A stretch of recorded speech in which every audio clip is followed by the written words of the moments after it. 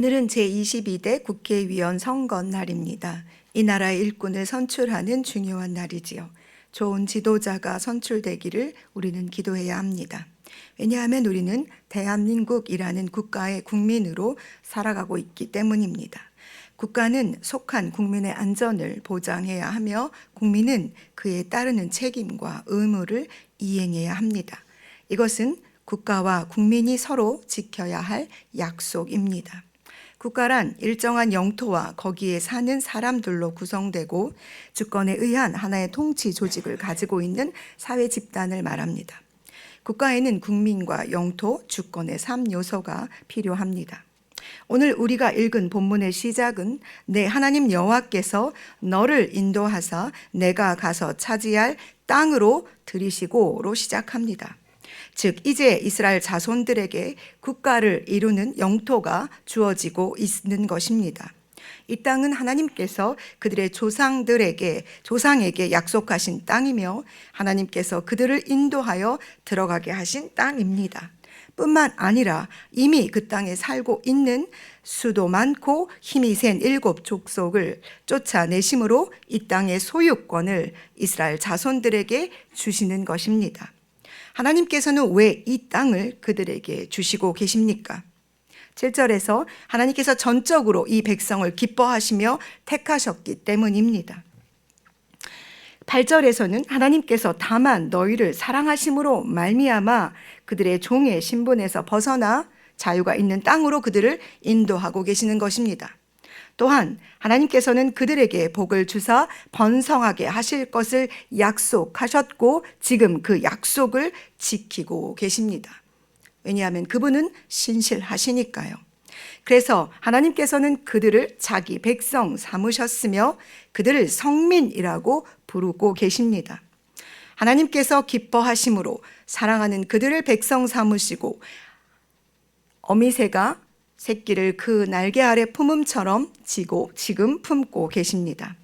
이사야 11장에서 이사야 선지자가 예언하고 있는 말씀처럼 그 땅은 젖 먹는 아이가 독사의 구멍에서 장난하며 젖된 어린아이가 독사의 굴에 손을 넣을 것이며 내 거룩한 산 모든 곳에서 해됨도 없고 상함도 없을 것이니 이는 물이 바다를 덮음같이 여호와를 아는 지식이 세상에 충만하게 되는 땅입니다. 이 나라의 백성, 즉 이스라엘 백성들의 책임과 의무는 그래서 왕이신 하나님의 명령과 규례만을 지켜 행해야 하는 것입니다. 마치 우리가 그 나라의 법을 지켜 안전함을 추구하듯이 말입니다. 나아가 그들은 그 땅에 있는 모든 것을 진멸해야 합니다. 이는 앞서 말씀드린 하나님의 명령과 규례를 지켜 행하는 것과 연결됩니다.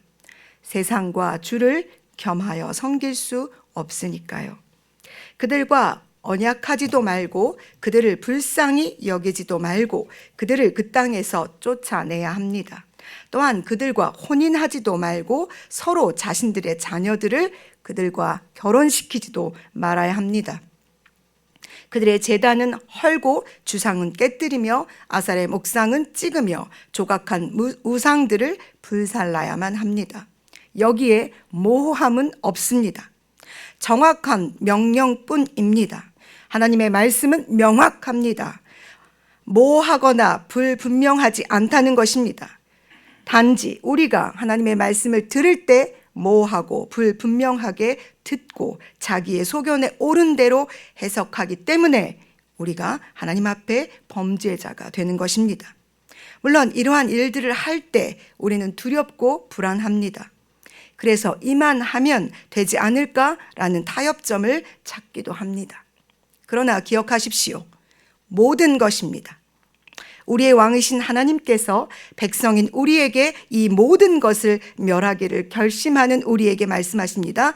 두려워하지 말라. 크고 두려운 하나님이 바로 우리 중에 계시며 이 말씀을 우리에게 하고 계십니다. 사랑하는 여러분, 하나님께서 만드신 하나님의 땅에는 하나님의 것들이 자라야만 합니다. 거기에 죄로 말미암아 생겨난 가시와 엉겅퀴가 자라게 되는 것은 하나님의 창조 섭리에 어긋나게 되는 것이기에 우리는 그 땅을 착하고 좋은 땅이 되도록 기경해야 할 책임과 의무가 있습니다. 예수님께서 천국은 마치라고 말씀하시며 씨가 뿌려지는 땅에 대한 말씀을 하십니다. 땅, 밭은 하나님의 말씀이 자라기에 합당하도록 기경되어야만 합니다. 그 땅을 기경하는 일에 가장 중요한 것은 하나님의 말씀에 순종하는 믿음입니다. 하나님의 말씀은 하나님의 감동으로 된 것으로 교훈과 책망과 바르게 함과 의로 교육하기에 유익하니 이는 하나님의 사람으로 온전케 하며 모든 선한 일을 행하기에 온전케 하려 함이라고 디모데후서에 기록되어 있습니다. 하나님의 말씀으로 지음받은 우리는 하나님의 말씀으로 채워져야만 온전해질 수 있습니다. 우리는 하나님의 거룩한 백성으로 택하심을 받은 존재들입니다.